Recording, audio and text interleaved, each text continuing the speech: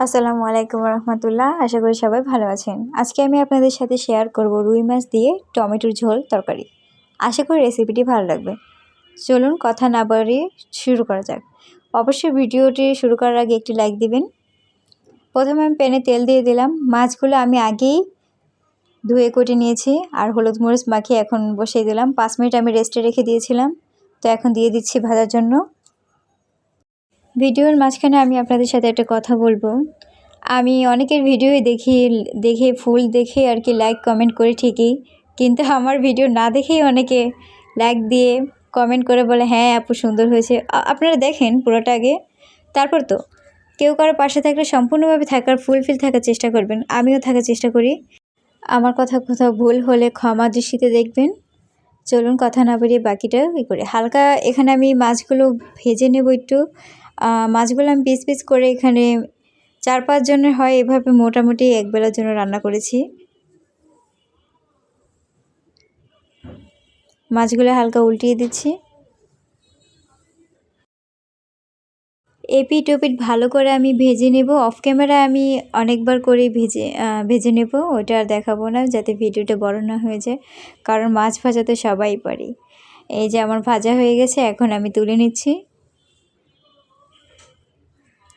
আমি মাথাটা আর লেজুটা রেখে দেব, আর 2 পিস মাছ ভাজা বাকি ছিল ওই 2টা দিয়ে দেব এখানে।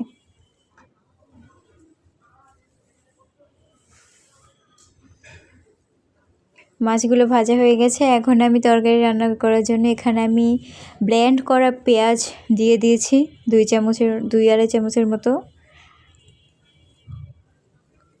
দিয়ে একটু নেড়ে দেব।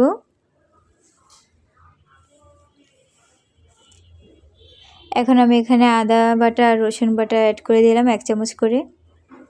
এখন নেড়ে চেড়ে কষিয়ে নেব ভালো করে। একটু দিয়ে দিলাম হলুদের গুঁড়ো 1 চামচ, ওটা হাফ চামচের চামচ, তাই আমি এখানে 2 চামচ দিয়েছি, 1 চামচ হয়ে 1-1.5 চামচের মতো। আর ঝালটা আপনারা আপনাদের পরিমাণ মতো দেবেন। অনেকে গুঁড়ো মরিচ খেতে চায় না, তো স্কিপ করতে পারেন, কাঁচামরিচটা ব্লেন্ড করে দিতে পারেন, তাহলেও তরকারির স্বাদটা দ্বিগুণ হয়। দিয়ে দেব অল্প পরিমাণ করে পানি কষানোর জন্য, যাতে লেগে না যায়।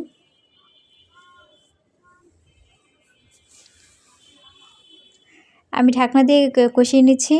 তেলটা ছেড়ে দেবে, তখনই বুঝে নেব যে আমাদের মশলাটা কষানো হয়ে গেছে। এই যে আমার মশলাটা প্রায় কষানো হয়ে গেছে, আমি একটু লবণ দিয়ে দেব। স্বাদ মতোই লবণ দিয়ে দিয়েছি, আপনারা আপনাদের পরিমাণ মতো দিয়ে দিন। লবণ দিয়ে আমি আবার একটু নেড়ে চেড়ে ঢেকে দেব। এই যে আমার মশলাটা কষানো হয়ে গেছে, আমি এখন টমেটো কুচি এখানে আমি 6-7 পিসের মতো টমেটো কুচি করে নিয়েছি। বড় টমেটো তো, তাই 6-7 পিসের থেকে বেশিও মনে হতে পারে, বাট এখানে আমি 6-7 পিসই দিয়েছি। আমি এখানে রান্নার জন্য ঘরোয়া সব মশলাই ব্যবহার করেছি আর সহজভাবে দেখানোর চেষ্টা করেছি। জানি না কতটা সহজভাবে আপনাদের দেখাতে পারি। এই যে একটু নেড়েচেড়ে আমি কষিয়ে নেব ঢাকনা দিয়ে। দেখেন আমি মাছ ভাজা আবার আস্তা করে দিয়েছি। এই যে আমার কষানো হয়ে গেছে, আমি হালকা করে সেদ্ধ করেছি। এখন আমি রান্না করার সময় আর ঢাকনা দেব না। অনেকেই বলে যে তরকারি কালার হয় না কেন, কারণ আমরা ভুলটা করি এখানে, যখন আমরা তরকারি রান্না করার সময় সব কিছু দেওয়ার পরে, পানি দেওয়ার পরে তখন ঢাকনা দিয়ে দিই। ঢাকনা দিয়ে দিলে তখন কালারটা চলে যায়, তেলটা তখন ঢাকনার সাথে উঠে যায়, তখন আর যে লালচে ভাব মানে কালারটা আর কি, ওই কালারটা আর আসে না। তো আপনারা যথেষ্ট চেষ্টা করবেন কষানোর সময় ভালো করে হালকা করে সেদ্ধ করে নেওয়ার জন্য, আর বাকি টাইমে আর ঢাকনা দিবেন না, তাহলে তরকার কালারটাও একটু মানানসই থাকে আর কি। আর এখানে আমি এখন মাছ ভাজাগুলো দিয়ে দিলাম।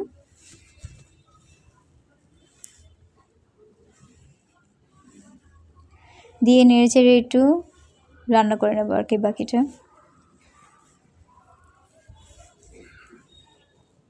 দিয়ে দেব কয়েকটি কাঁচামরিচ চিড়ে।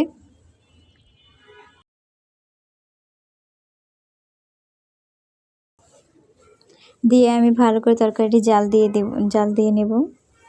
আর দিয়ে দিলাম এখানে ধনিয়া পাতা। এই যে আমার তরকারিটা হয়ে গেছে, আমি নামিয়ে নিতে পারবো এখন। এখনও যারা সাবস্ক্রাইব করেন নাই, সাবস্ক্রাইব করে আমাদের পাশে থাকুন নতুন নতুন ভিডিও পেতে। আজ এই পর্যন্তই। আল্লাহ হাফেজ।